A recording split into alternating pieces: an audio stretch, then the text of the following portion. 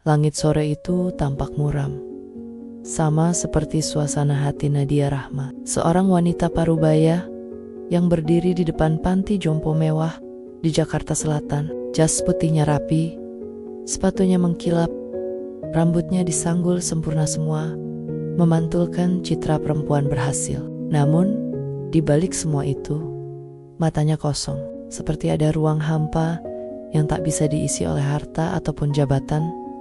Nadia baru saja menjenguk ibunya, Bu Ratna, yang sudah 2 tahun tak bisa berjalan karena stroke. Setiap kali datang, ia hanya duduk, berbicara sedikit, lalu pamit dengan alasan ada rapat penting. Hari itu pun sama. Tapi sebelum masuk ke mobil, langkahnya terhenti. Di depan pintu panti, ada seorang pria berpakaian lusuh. Kaosnya sobek sedikit di bahu, celananya pudar, dan tangannya hitam oleh bekas oli. Ia sedang berjongkok, memperbaiki kursi roda rusak.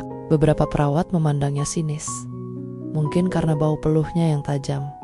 "Mas, jangan di situ, kotor," tegur salah satu perawat. Pria itu hanya tersenyum, tanpa marah, tanpa membalas. Ia terus memperbaiki baut yang longgar.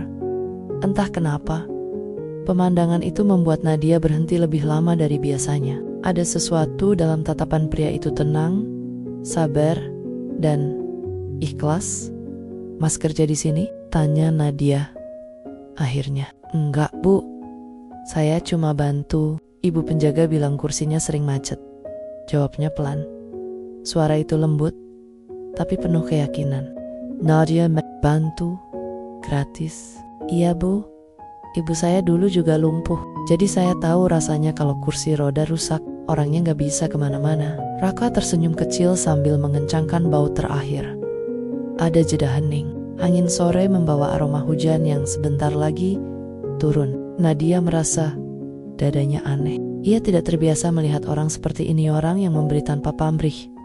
Sebelum pergi, Raka sempat menoleh dan berkata, "Kalau ibu yang di dalam itu Bu Ratna, beliau baik sekali. Saya tadi bantu betulkan kursinya, beliau malah doain saya panjang umur." Nadia terkejut. "Kamu kenal mama saya?" "Baru hari ini, Bu. Tapi entah kenapa, rasanya kayak ngobrol sama ibu saya sendiri." Raka tersenyum, lalu melangkah pergi, membawa kotak peralatannya yang sudah karatan.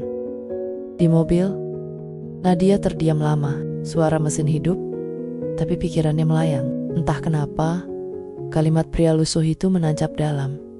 "Saya cuma bantu. Soalnya, saya tahu rasanya." Malam itu, untuk pertama kalinya, Nadia tidak langsung tidur setelah bekerja. Ia menatap foto ibunya di meja kerja dan, untuk alasan yang tak bisa dijelaskan, air matanya menetes. Sudah 3 hari berlalu sejak pertemuan pertama Nadia dengan pria lusuh bernama Raka itu. Namun, entah kenapa bayangan wajahnya terus muncul di kepala Nadia. Senyumnya yang tenang, caranya bicara pelan tapi dalam, juga matanya mata yang seperti sudah melewati banyak luka, tapi tetap punya cahaya. Pagi itu Nadia kembali ke panti jompo. Ia datang dengan wajah tegas, mengenakan jas biru tua, membawa setumpuk dokumen di tangan. Di balik sikap dinginnya, ada perasaan sesak yang tak bisa dijelaskan. Setiap kali melihat ibunya terbaring di ranjang, rasa bersalah seperti menusuk dadanya. "Bu, ini Nadia datang lagi," katanya pelan, sambil duduk di samping tempat tidur. Bu Ratna tersenyum tipis. "Kamu sibuk sekali, Nak. Ibu senang kamu sempat datang." "Iya, Bu. Sebentar saja ya. Saya harus rapat lagi," jawab Nadia sambil pura-pura sibuk membuka berkas. Namun, tiba-tiba suara lain terdengar dari pintu. "Permisi, Bu Ratna, boleh saya bantu pijatkan kaki ibu sedikit?" Nadia menoleh. Wajah itu lagi-lagi dia. Raka, masih dengan pakaian lusuh, tapi kini membawa tas kecil berisi alat pijat sederhana. Ibu perawat bilang, kaki Bu Ratna sering kaku. "Saya dulu belajar pijat refleksi buat almarhum ibu saya. Jadi, kalau boleh, saya bantu." Nadia spontan berdiri. "Hei, kamu ini siapa sebenarnya?" Sembarangan masuk kamar pasien seenaknya, Raka menunduk sopan. Maaf bu, saya cuma ingin bantu. Bantu? Kamu pikir mama saya butuh bantuan orang seperti kamu? Nada, Nadia meninggi. Raka terdiam, menatapnya dengan mata yang tetap lembut, tidak membalas, tidak membela diri. Namun, sebelum Nadia sempat lanjut bicara, ibunya berkata pelan, "Biarkan dia, nak. Anak ini baik." Ibu malah merasa lebih rileks waktu dia pijat kaki ibu kemarin. Nadia tercekat. Ia menatap ibunya, lalu menatap Raka lagi. Ada amarah dan rasa malu yang campur aduk. Raka berjalan pelan, mendekat, duduk di kursi kecil, dan mulai memijat kaki Bu Ratna. Gerakannya lembut, tapi mantap, penuh kehati-hatian. Tak lama, terdengar helaan napas lega dari ibunda Nadia. "Nah, begini rasanya nyaman," ucap Bu Ratna sambil tersenyum. Nadia hanya bisa menatap diam. Dalam hatinya, muncul rasa tidak suka bukan karena Raka kasar, tapi karena pria itu membuat ibunya tersenyum, sesuatu yang sudah lama tak bisa ia lakukan sendiri. Raka menunduk sopan setelah selesai. "Kalau ada opo-opa, panggil saja Bu. Saya ke bengkel kursi roda di depan panti." Begitu Raka keluar, Nadia tak tahan lagi. Ia mengejarnya sampai halaman. "Hei," serunya dengan nada keras. Raka menoleh, kaget tapi tetap tenang. "Iya Bu, apa tujuan kamu sebenarnya? Nyari simpati?" "Nyari wong." Nada Nadia penuh sinis. Raka hanya tersenyum kecil. "Saya cuma ingin bantu. Gak semua niat harus dibayar Bu." Jawaban itu justru membuat dada Nadia bergetar. Ia melangkah lebih dekat, menatap tajam wajah Raka. "Kalau kamu benar-benar mau bantu, bikin mama saya berdiri lagi," katanya dengan nada menantang. "Kalau kamu bisa bikin mama saya berdiri, saya bayar berapapun yang kamu mau." Suasana hening sejenak, hanya angin yang berembus, membawa daun-daun kering di antara mereka. Raka menatap Nadia lama sekali. Wajahnya tetap datar, tapi matanya tampak dalam. "Bukan saya yang bisa bikin beliau berdiri Bu," katanya perlahan. "Tapi kalau ibu izinkan, saya mau coba bantu dengan cara saya." Nadia menyilangkan tangan. "Kamu dokter?" "Bukan," jawab Raka. "Tapi saya pernah rawat ibu saya yang lumpuh selama 5 tahun. Saya tahu, kadang bukan tubuhnya yang butuh diobati, tapi hatinya." Kata-kata itu seperti petir yang menyambar Nadia. Ia tak bisa membantah, tapi gengsinya terlalu tinggi untuk mengakui kebenaran itu. "Oke," ujarnya akhirnya, menahan emosi. "Saya kasih kamu waktu seminggu. Kalau gak ada perubahan, jangan pernah datang lagi ke panti ini." Raka mengangguk pelan. "Baik Bu, tapi satu permintaan izinkan saya bicara dengan beliau setiap hari, tanpa gangguan siapapun." "Lakukan sesukamu," kata Nadia dingin, lalu berbalik pergi. Namun di mobil, hatinya bergetar. Tantangan itu keluar dari mulutnya karena emosi, tapi kini ia merasa seperti telah melempar sesuatu yang tak bisa ditarik kembali. Malamnya, Nadia tak bisa tidur. Ia teringat tatapan mata Raka saat berkata bukan tubuhnya yang butuh diobati, tapi hatinya. Tatapan yang jujur, tulus, dan entah kenapa membuat Nadia takut. Takut karena untuk pertama kalinya ia melihat seseorang yang mungkin bisa mengguncang tembok kesombongan yang selama ini ia bangun. Keesokan paginya, saat Nadia datang ke panti, ia melihat sesuatu yang mengejutkan. Raka duduk di taman bersama ibunya. Di tangan Bu Ratna ada bunga mawar putih yang baru dipetik. Wajah ibunya berseri-seri, tertawa pelan tawa yang sudah lama tak terdengar. Nadia berdiri di kejauhan, menatap dengan mata yang mulai berkaca. Ia ingin marah, tapi entah kenapa hatinya justru terasa hangat. Baru kali ini ia melihat mamanya begitu bahagia. Tanpa sadar, Nadia berbisik pada dirinya sendiri. "Pria aneh, apa sebenarnya yang kamu bawa sampai mama bisa tersenyum lagi?" Sudah 4 hari sejak Nadia menantang Raka. Sejujurnya, ia tidak mengira pria lusuh itu akan benar-benar datang setiap hari, apalagi tepat waktu. Namun, kenyataannya, Setiap pagi pukul 8, Raka selalu muncul di halaman panti jompo, membawa termos air hangat dan 2 gelas plastik kecil. Yang lebih mengejutkan lagi, ia tak pernah meminta izin dari siapapun. Ia hanya datang, menyapa ramah semua perawat, lalu duduk di taman menemani Bu Ratna. Dari jauh, Nadia memperhatikan mereka lewat jendela ruang administrasi. Ia berpura-pura membaca dokumen sambil sesekali melirik keluar. Hari pertama, Raka hanya berbincang ringan dengan ibunya tentang bunga, burung yang hinggap di dahan, dan cuaca yang mulai sejuk. Hari kedua, ia membawa alat musik kecil semacam seruling bambu, lalu memainkan lagu yang lembut. Dan hari ketiga, Bu Ratna mulai tertawa.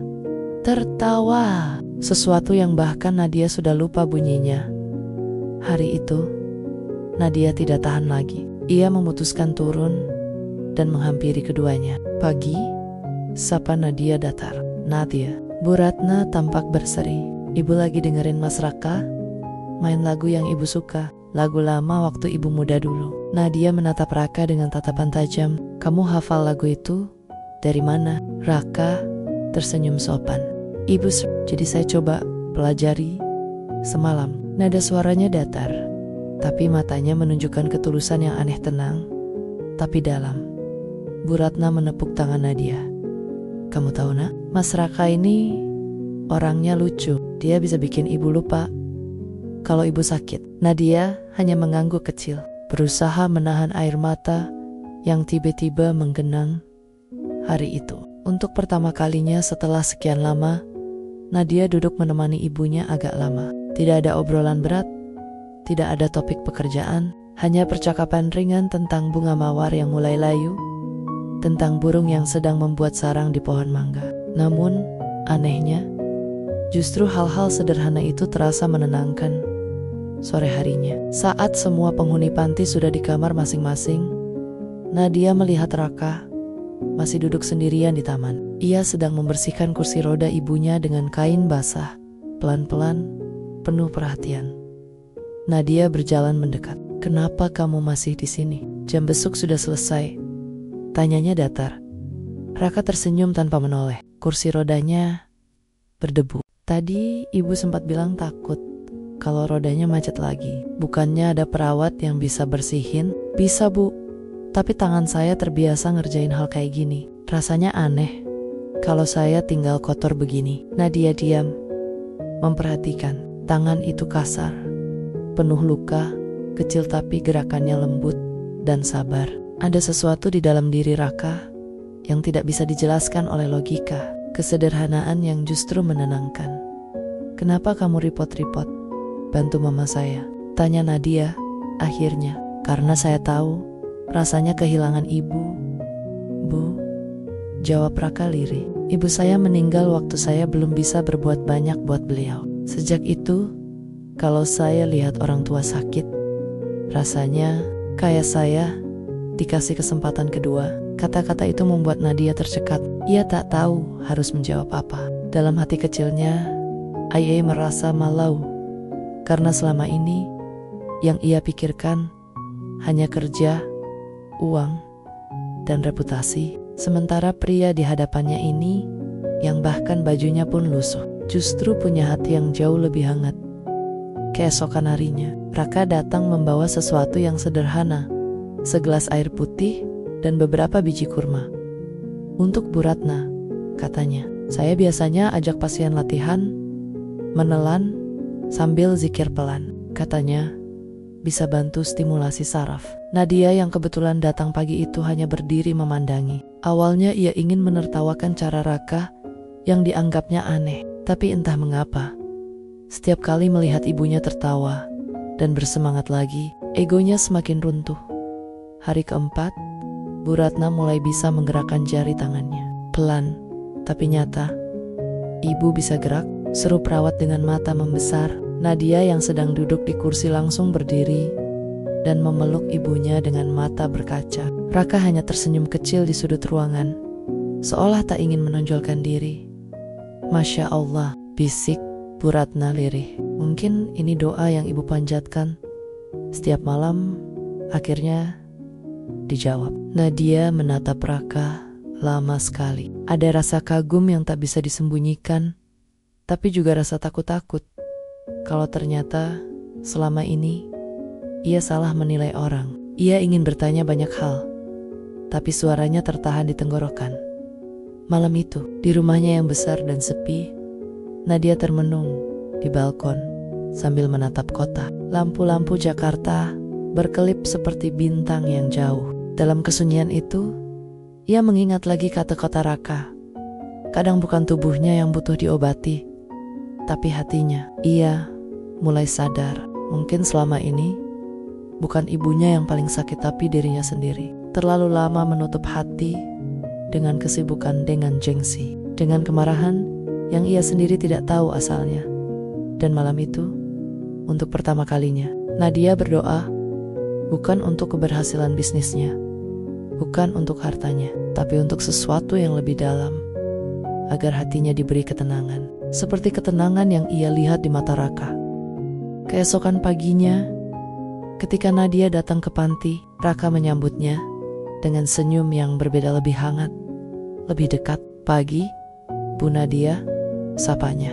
Nadia menjawab, "Pagi Mas Raka, hari ini ajari saya caranya ngobrol sama mama seperti kamu." "Ya." Raka menatapnya lama, lalu mengangguk pelan dengan senyum, "Bu." Karena kadang senyum itu lebih manjur dari obat apapun. Dan di antara senyum mereka pagi itu, tanpa disadari benih perubahan mulai tumbuh. Tidak hanya di tubuh Bu Ratna, tapi juga di hati Nadia yang perlahan kembali hidup. Hari-hari terasa berbeda sejak Raka mulai rutin datang. Panti jompo yang biasanya sepi kini selalu terdengar tawa kecil dari kamar Bu Ratna. Para perawat yang awalnya sinis kini justru sering ikut membantu Raka memindahkan kursi roda atau menyiapkan teh untuk Bu Ratna. Dan yang paling terasa berubah adalah Nadia. Wanita yang dulu selalu terburu-buru setiap kali menjenguk ibunya, kini sering datang lebih pagi. Ia mulai duduk lebih lama, mendengarkan cerita kecil, bahkan kadang ikut tertawa pada hal-hal sederhana yang sebelumnya tak pernah ia pedulikan. Raka pun selalu menyapanya sopan setiap kali bertemu, tanpa basa-basi berlebihan. Ia tidak banyak bicara, tapi setiap kata yang diucapkannya seolah punya bobot, menyentuh hati. Suatu sore, setelah sesi pijat ringan untuk Bu Ratna selesai, Nadia menawari Raka minum. "Kamu pasti haus. Sini, minum dulu. Saya pesan kopi hitam buat kamu," katanya. Raka tersenyum kecil. "Terima kasih, Bu. Saya sebenarnya nggak biasa minum kopi mahal. Biasanya kopi sachet aja sudah cukup." "Ya sudah, anggap ini bonus dari tantangan saya tempo hari," jawab Nadia setengah bercanda. Keduanya tertawa kecil. Suasana yang dulu tegang kini mulai mencair. Namun di tengah obrolan ringan itu, Nadia penasaran dengan satu hal. Ia memperhatikan tas kecil Raka yang sudah lusuh dan hampir robek di bagian pinggir. "Apa kamu selalu bawa tas itu kemana-mana?" tanya Nadia. Raka menunduk, mengelus tas itu perlahan. "Iya, Bu. Ini peninggalan almarhum ibu saya. Isinya cuma alat-alat kecil dan beberapa surat yang dulu beliau tulis." Wajah Raka tiba-tiba berubah sendu. Matanya menatap kosong ke arah taman, seperti sedang mengingat sesuatu yang jauh. Nadia merasakan ada sesuatu di balik tatapan itu, namun ia tidak mau memaksa. Ia hanya diam, menunggu Raka bicara dengan sendirinya.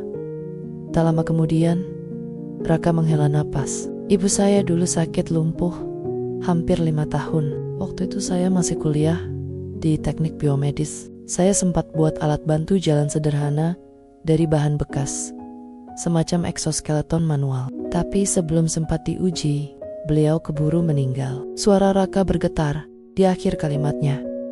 Nadia tertegun. Ia tak menyangka pria sederhana di depannya pernah punya masa depan cerah seperti itu.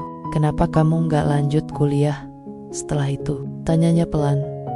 "Saya harus kerja, Bu, buat bayar utang rumah sakit dan biaya pemakaman," jawab Raka tenang, tapi matanya jelas menyimpan luka.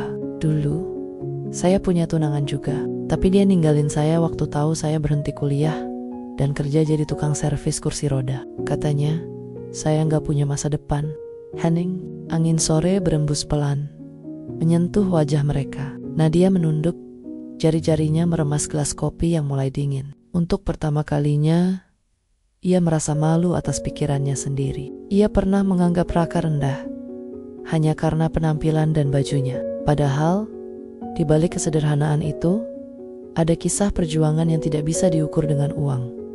Mas Raka, suara Nadia pelan. Kamu gak pernah marah sama nasib? Raka menatap langit yang mulai oranye. Dulu marah, Bu.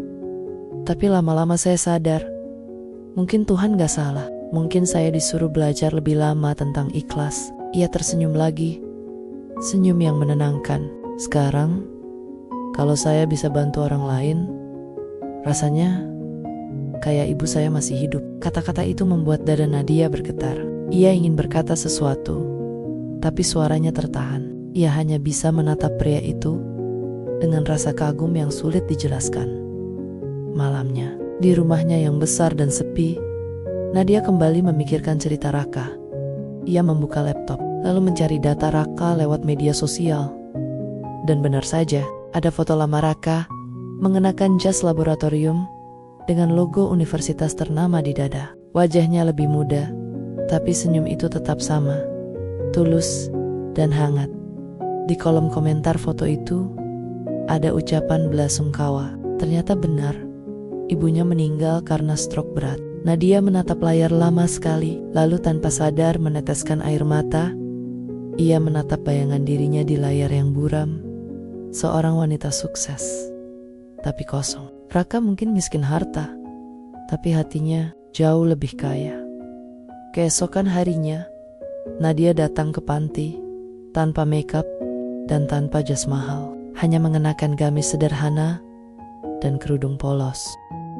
Raka tampak terkejut saat melihatnya. Wah, ibu kelihatan beda hari ini, lebih adem. Nadia tertawa kecil. Mungkin karena saya lagi mau belajar ikhlas. Seperti yang kamu bilang, mereka duduk bersama di taman, menunggu Bu Ratna selesai terapi. Untuk pertama kalinya, mereka berbicara lama tanpa canggung, tentang keluarga, masa kecil, dan impian yang tertunda. Raka bercerita tentang cita-citanya, membangun bengkel alat bantu gratis untuk orang tua tidak mampu. Sementara Nadia, untuk pertama kalinya, mengakui bahwa selama ini ia terlalu sibuk mengejar ambisi sampai lupa makna sederhana dari kebahagiaan. Kadang saya iri, kata Nadia lirih. Kamu bisa tenang meskipun hidupmu susah. Saya punya segalanya, tapi hati saya sering kosong. Raka menatapnya lembut. Mungkin karena Bu Nadia selalu melihat ke atas. Coba sesekali lihat ke bawah. Banyak orang yang masih bisa tersenyum meski gak punya apa-apa. Nadia menunduk. Kata-kata itu seperti tamparan lembut, tapi penuh makna. Hari mulai gelap. Sebelum berpisah, Raka sempat berkata, Bu, besok saya mau coba terapi pijat kombinasi sama latihan refleks ringan buat Bu Ratna. Tapi saya butuh satu hal. Apa itu? Tanya Nadia. Senyum dari ibu setiap kali datang, karena semangat pasien biasanya muncul dari orang yang mereka sayang. Nadia terdiam sejenak, lalu tersenyum tipis. Baiklah Mas Raka, mulai besok saya janji akan tersenyum setiap kali ketemu Mama. Dan saat Raka berjalan pergi sore itu, Nadia menatap punggungnya lama sekali. Ada perasaan aneh yang tumbuh. Bukan cinta yang tiba-tiba, tapi rasa hangat yang sulit dijelaskan. Rasa kagum yang pelen-pelen meluruhkan kesombongannya. Dalam hati, Nadia berbisik, mungkin Tuhan memang kirim dia bukan untuk Mama saja, tapi juga untuk menyembuhkan aku. Pagi itu, udara di taman terapi begitu sejuk. Cahaya matahari menyelinap di antara pepohonan, menimbulkan bayangan yang menari di tanah. Di bangku taman, Arga duduk di samping kursi roda, tempat Ibu Ningsih berada. Di depannya, Sinta sedang berdiri. Kali ini tanpa blazer mahal, hanya mengenakan kemeja putih dan celana sederhana. Wajahnya tampak lebih lembut dari biasanya. Sudah beberapa minggu sejak Arga bekerja di rumah Sinta sebagai pendamping untuk sang ibu. Selama itu pula, ia mulai mengenal sisi lain dari perempuan yang dulu menghinanya. Sinta ternyata bukan wanita sombong tanpa hati. Ia hanya perempuan yang kehilangan banyak hal. Suami, kepercayaan, bahkan dirinya sendiri. Hari itu, Sinta meminta Arga menemaninya membawa ibunya ke taman. Katanya, Ibu Ningsih dulu suka melihat bunga mawar mekar setiap pagi. Tapi, di balik alasan itu, ada sesuatu yang tidak dikatakan Sinta. Dokter sudah menyatakan harapan kesembuhan sang ibu sangat kecil. Mas Arga, suara Sinta lirih, memecah keheningan. Kalau mama, aku gak bisa berdiri lagi. Kamu masih mau bantu aku? Arga tersenyum kecil. Saya gak bantu orang karena hasil, Bu. Saya bantu karena saya yakin Tuhan gak pernah salah ngasih jalan. Sinta menatapnya lama. Kalimat sederhana itu terasa seperti tamparan, tapi lembut. Ia tak menyangka, pria lusuh yang dulu ia pandang rendah, justru punya keyakinan yang membuatnya malu pada diri sendiri. Tiba-tiba, terdengar suara lirih dari kursi roda. Sinta menoleh cepat. Mama, suara itu lemah tapi nyata. Selama berbulan-bulan, ibunya jarang sekali bersuara. Ibu Ningsih menatap Sinta dengan mata berkokak-kokak, lalu beralih pada Arga. Kamu enak baik, katanya pelan, senyumnya menggigil. Arga menahan napas, lalu menunduk penuh hormat. Terima kasih, Bu. Saya cuma mau bantu Mama berdiri lagi. Sinta menatap Arga dengan mata berkaca-kaca. Ia ingin percaya, tapi terlalu takut berharap. Namun, ketika Arga perlahan memegang tangan Ibu Ningsih, ada sesuatu yang aneh terjadi. Udara terasa berbeda. Angin berhembus lembut dan burung-burung di sekitar mereka mendadak tenang. Arga memejamkan mata, membisikkan doa lirih. Ya Allah, kalau Engkau izinkan, beri kekuatan untuk ibu ini berdiri lagi. Tangan Ibu Ningsih bergetar, jemarinya yang selama ini kaku bergerak perlahan. Sinta menatap tak percaya. Mama, tangan Mama. Ibu Ningsih menggenggam tangan Arga semakin kuat, lalu mengangkat tubuhnya sedikit. Sekejap, kursi roda itu berderit. Arga menopang bahunya perlahan, dan untuk pertama kalinya dalam setahun, Ibu Ningsih berdiri. Meski dengan gemetar, Sinta menjerit kecil, menutup mulutnya dengan kedua tangan. Air matanya jatuh deras. Mama, berdiri. Mama, berdiri, bisiknya. Baru lenguling. Tak percaya orang-orang di taman mulai memperhatikan. Beberapa menghentikan langkah, terpaku pada pemandangan ajaib itu. Arga membantu Ibu Ningsih melangkah setengah langkah ke depan. Sebelum kursi roda kembali ditarik pelan, Sinta memeluk ibunya sambil menangis. Terima kasih, ya Allah. Terima kasih. Ibu Ningsih tersenyum lemah, menatap Arga. Kamu orang baik, Nak. Allah kirim kamu untuk kami. Arga hanya menunduk, dadanya sesak oleh haru. Ia tak ingin mengaku bahwa malam sebelumnya ia berdoa sampai menangis di teras rumah Sinta, memohon agar Tuhan menunjukkan keajaiban sekecil apapun. Dan pagi itu, keajaiban benar-benar terjadi. Namun, di balik kebahagiaan itu, ada sesuatu yang berubah di hati Sinta. Ia mulai memandang Arga bukan lagi sebagai pria lusuh yang datang dari jalanan, tapi seseorang yang membawa cahaya dalam hidupnya. Sesuatu yang tak ia sadari mulai tumbuh perlahan, rasa kagum yang mungkin lebih dari itu. Tapi Arga sendiri tak tahu bahwa keajaiban yang terjadi hari itu bukan akhir dari ujian, melainkan awal dari sebuah kebenaran besar yang akan mengubah hidup mereka bertiga selamanya. Sejak keajaiban itu terjadi, suasana di rumah besar milik Sinta berubah total. Ibu Ningsih semakin membaik. Ia kini bisa berdiri dan berjalan pelan dengan tongkat bantu. Setiap pagi, suara tawanya kembali terdengar di taman, dan mulai sering tersenyum lagi.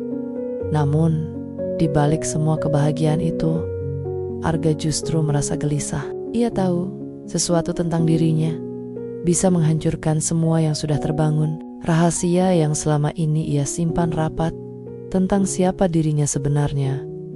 Sore itu, Sinta menghampiri Arga di dapur. Ia membawa secangkir teh hangat.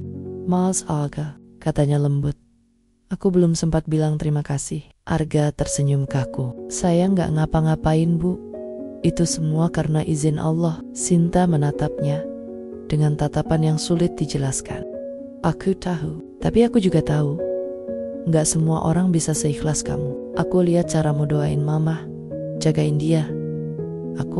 Suaranya melemah. Aku jadi belajar banyak dari kamu." Arga menanduk, mencoba menahan gejolak di dadanya. Ia tak ingin salah menafsirkan, tapi dari cara Sinta menatapnya, ada sesuatu yang berbeda. Hangat, lembut, nyata.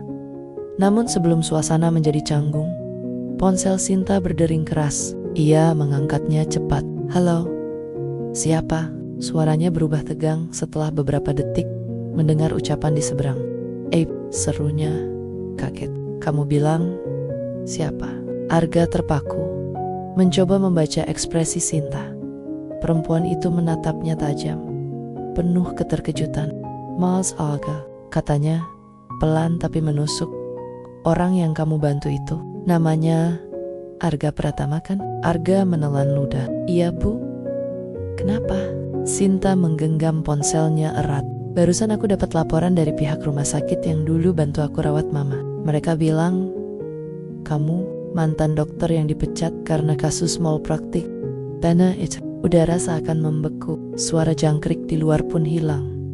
Arga terdiam lama, matanya meredup, seolah kehilangan nyala. Akhirnya, ia menghela napas berat. "Iya, Bu.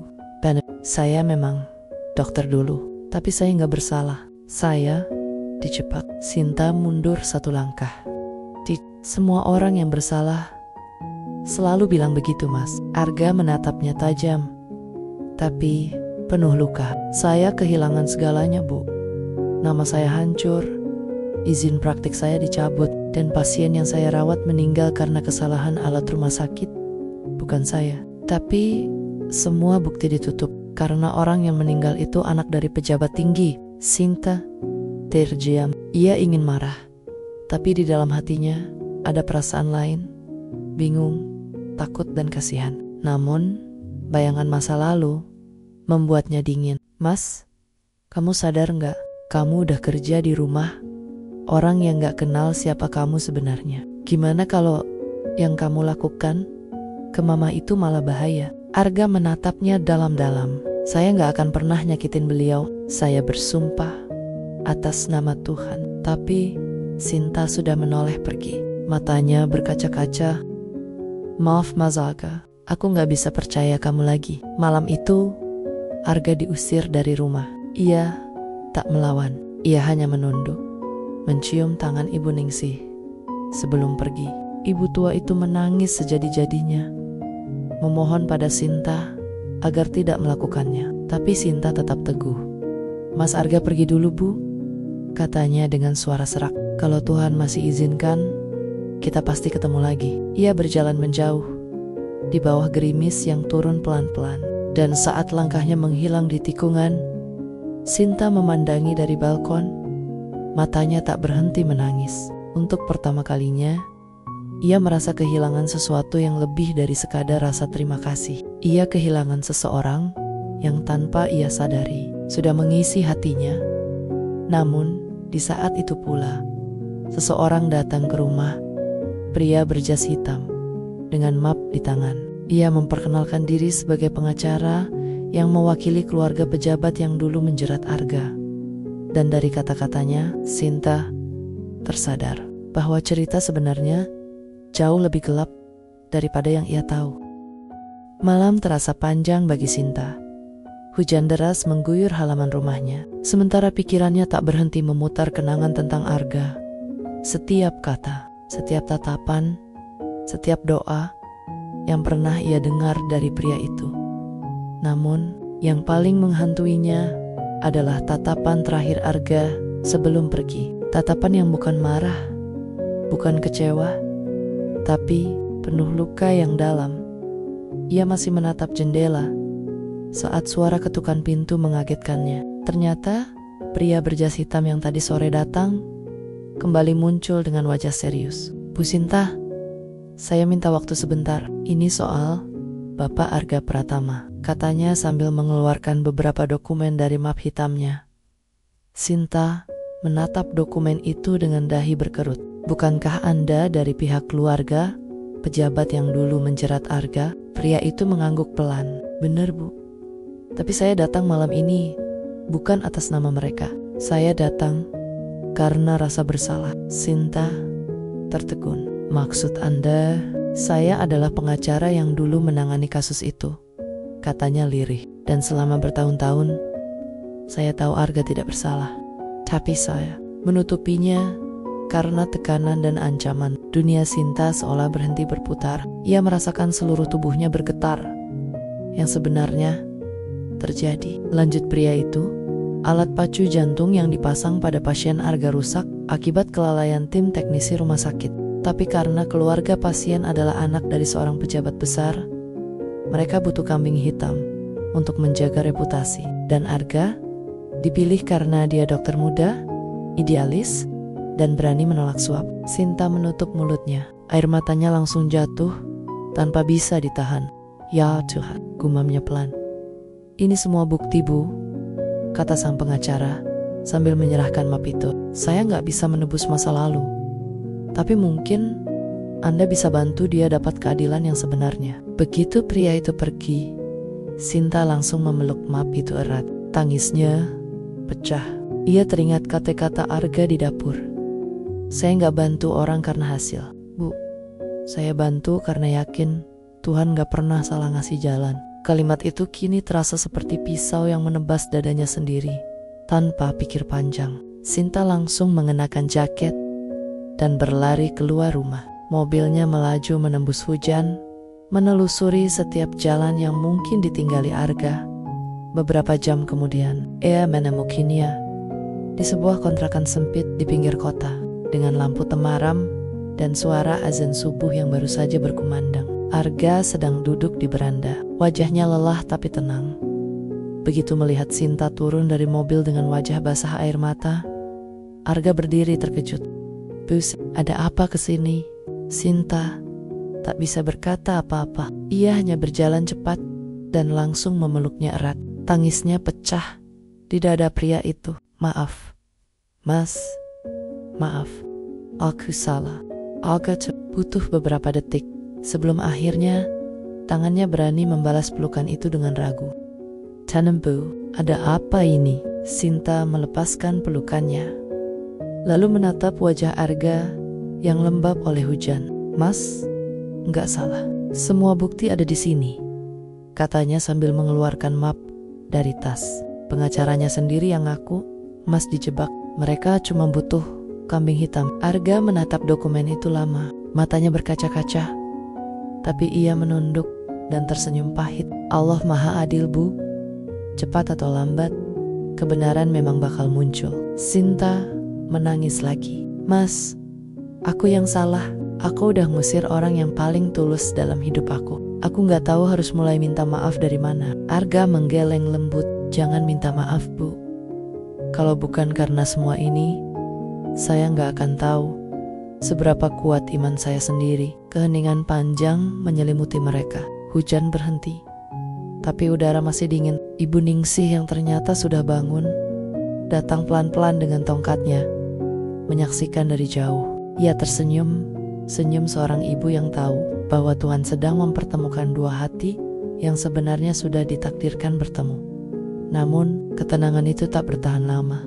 Ketika Sinta hendak membuka pintu mobil untuk membawa Arga pulang, dua mobil hitam berhenti di depan kontrakan. Beberapa pria berjas turun dengan wajah keras.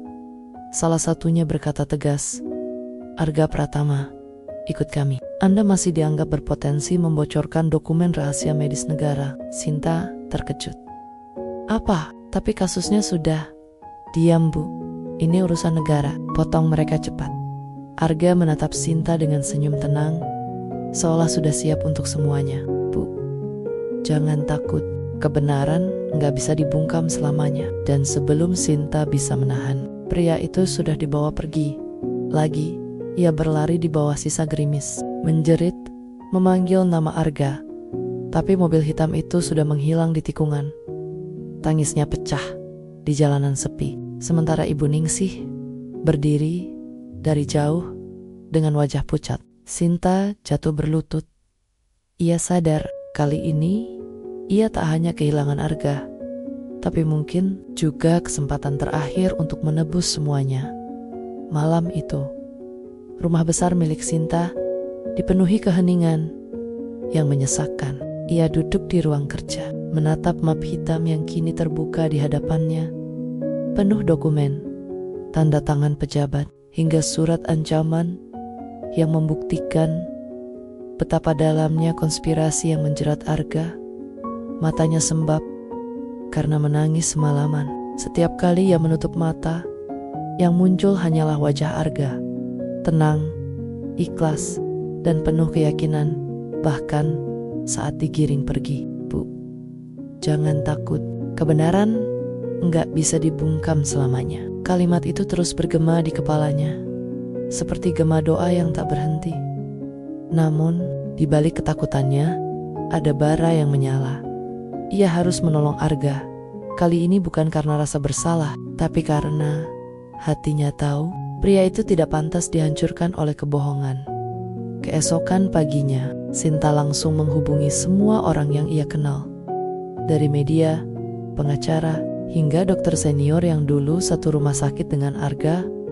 Banyak yang menolak bicara. Beberapa bahkan menutup telepon sebelum ia selesai menjelaskan. Tapi satu nama muncul dari ingatan. Der Suryo, mantan kepala instalasi rumah sakit yang dayam-dayem pernah menyesali pemecatan Arga. Ia menemui pria tua itu di sebuah klinik kecil di pinggiran kota. Begitu melihat Sinta datang dengan mata bengkak, Dr. Suryo tahu ini bukan kunjungan biasa. "Saya tahu kamu datang karena Arga," katanya tanpa basa-basi. Sinta mengangguk pelan. "Tolong saya, Dok. Saya tahu Mas Arga dijebak. Saya punya bukti. Tapi mereka sudah menahannya lagi. Saya nggak tahu harus mulai dari mana." Dokter itu menarik napas panjang, lalu membuka laci dan mengeluarkan flash disk kecil. "Ini rekaman CCTV malam kejadian. Saya simpan dayam-diyum selama bertahun-tahun." Sinta membelalakkan mata. Rekaman itu menunjukkan teknisi mengganti alat pacu jantung tanpa izin Arga, katanya tegas. Dan setelah kejadian itu, semua file dihapus dari server. "Tapi saya salin satu untuk jaga-jaga." Air mata Sinta jatuh begitu saja.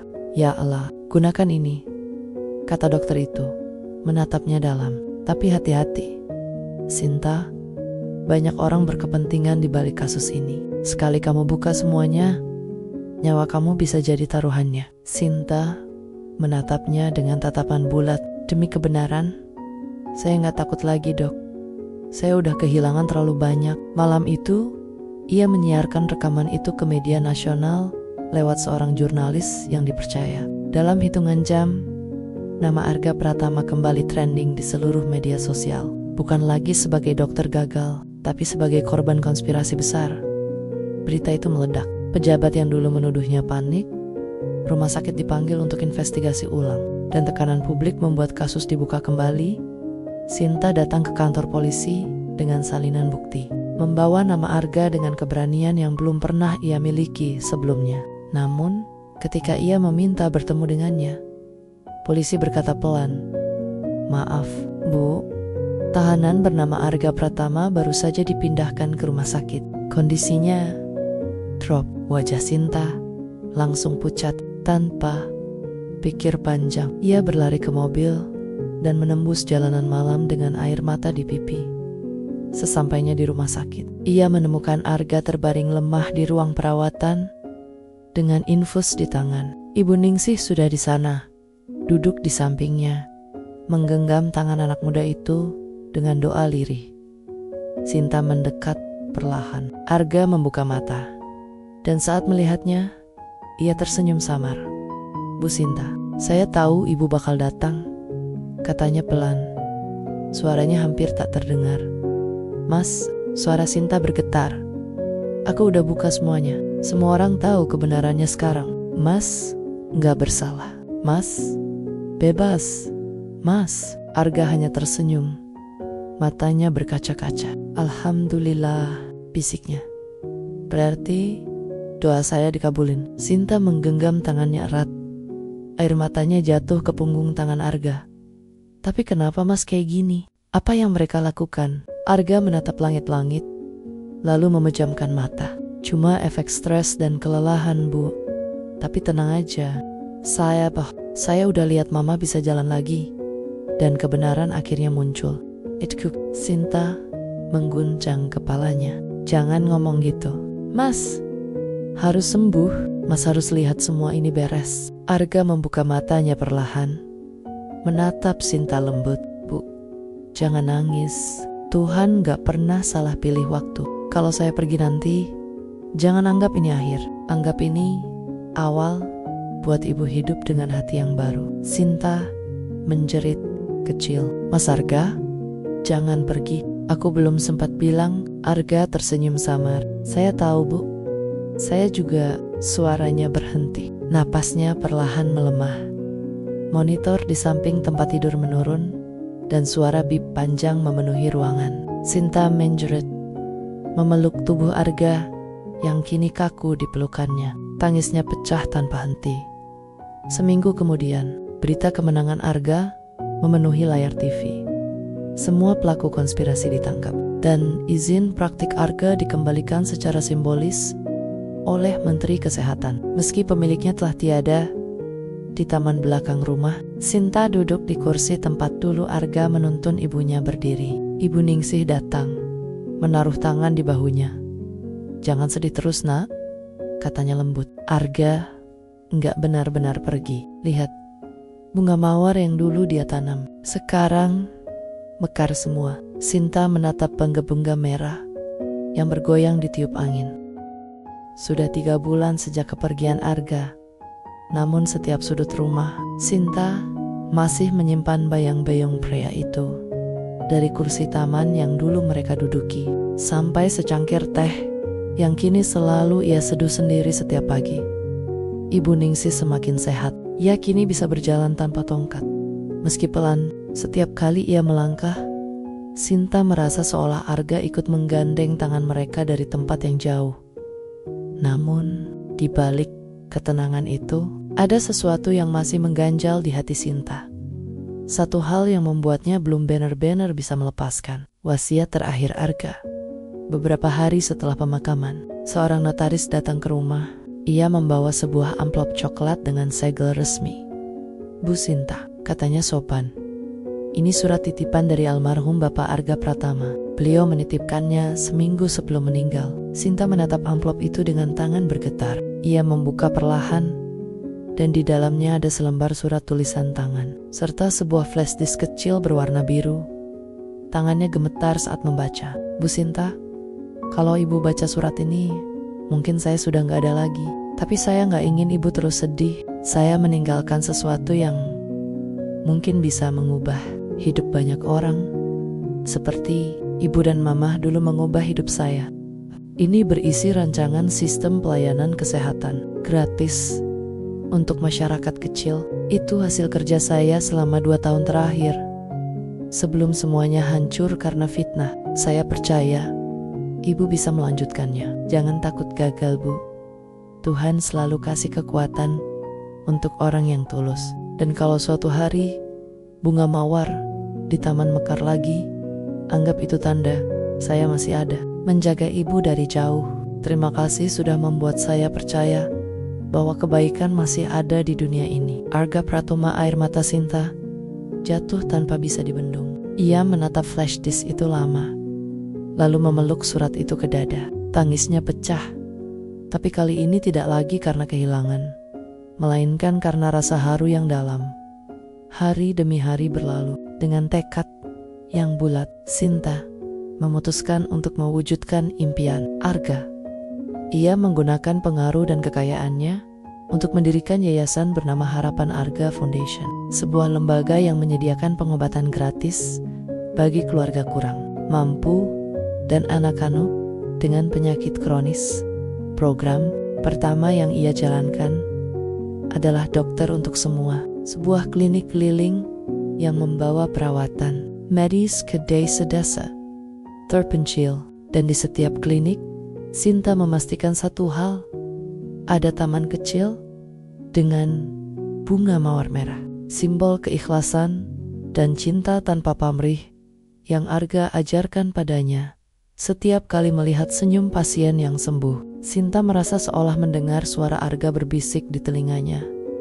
Lihat Bu, doa kita gak sia-sia. Suatu sore, setelah acara peresmian cabang klinik baru di Bandung, Sinta duduk sendirian di taman belakang yayasan. Angin sore berembus lembut, membawa aroma mawar yang sedang mekar sempurna. Tiba-tiba, seorang anak kecil datang menghampirinya. Bocah itu memakai baju pasien rumah sakit dengan wajah pucat, tapi mata cerah. "Ibu, Sinta," katanya polos.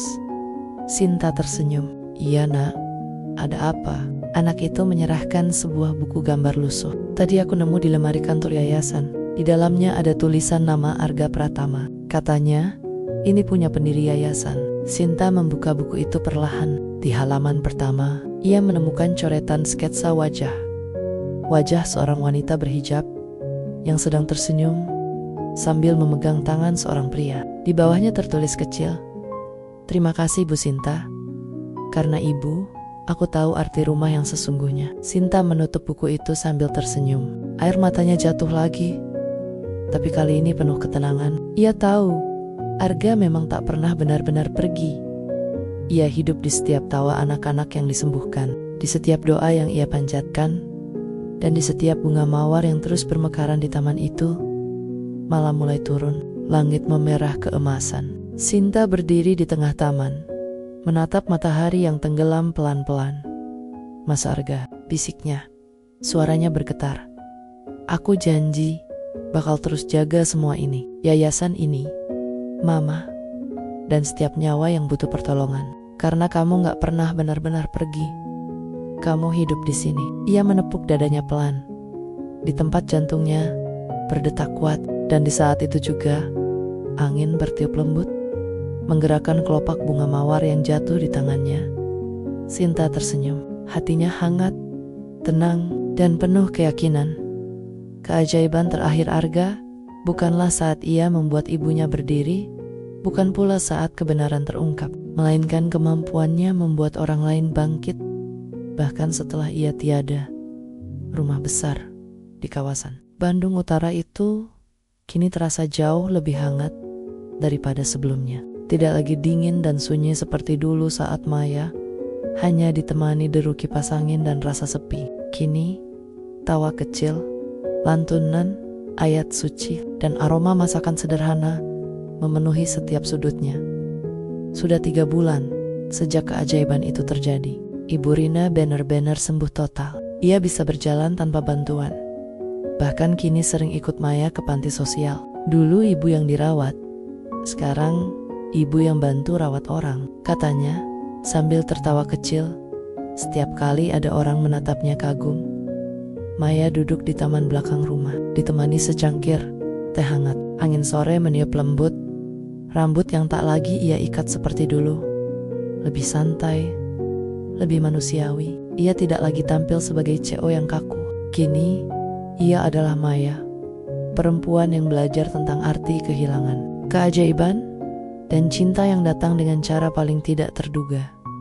Tak lama, langkah kaki seseorang terdengar dari arah belakang. "Masih suka duduk di sini, Bu Ceo?" Suara lembut itu menggoda. Maya menoleh dan tersenyum.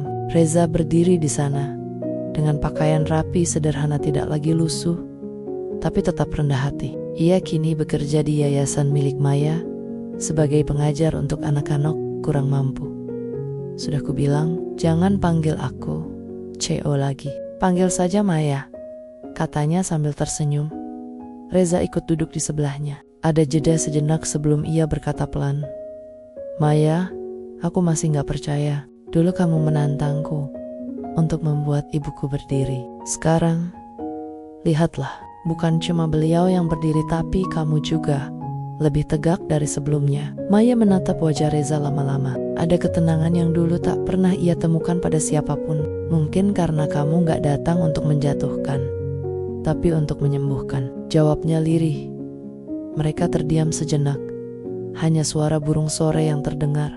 Di hati Maya ada rasa hangat yang tumbuh perlahan, bukan karena rasa kasihan, tapi karena rasa kagum yang berubah jadi cinta.